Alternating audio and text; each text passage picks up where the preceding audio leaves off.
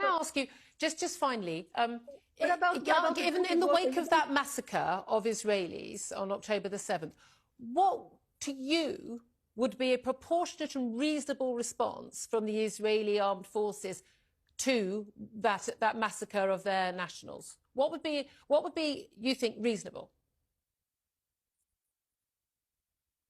I didn't get your question. Can you say that again?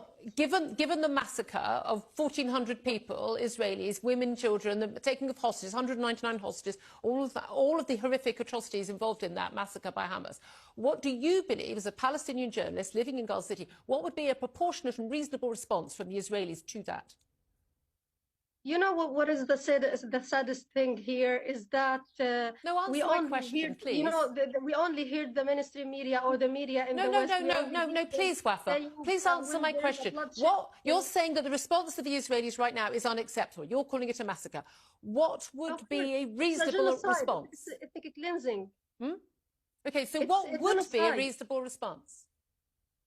You know, like we have been suffering, have been subjected to the Israeli occupation of brutality and oppression since nearly 75 so what years. Would be a reasonable response? And even we have 5,000 Palestinians are still in the Israeli occupation jails.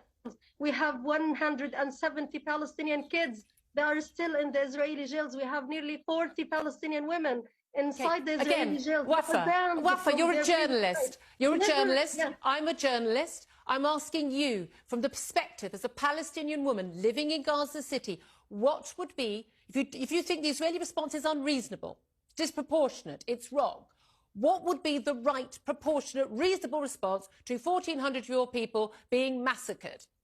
What would be acceptable to you for them to do, other than say, oh, well, never mind, we'll just carry on as usual, which is clearly not going to happen? One final chance, what would be the reasonable response? Yeah, you are just saying that we are journalists, and I'm a Palestinian journalist, yes, living here under this harsh condition. You're just not going to answer. Do you not think that's a reasonable question to ask you? Listen, it's the question. I mean, like, you didn't know that they committed, like, since we here in Gaza, since nearly 17 years. I do know that. We have been Israel. Stop telling me what I don't know and answer the question. Yes. Why is that such a difficult question to answer?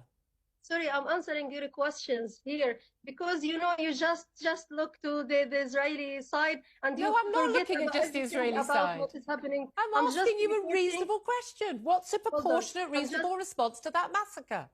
You know, like, listen, I'm just reporting what I see as a journalist from here, from Gaza. I saw that the Palestinian people are suffering in a daily basis because of the Israeli brutality against them.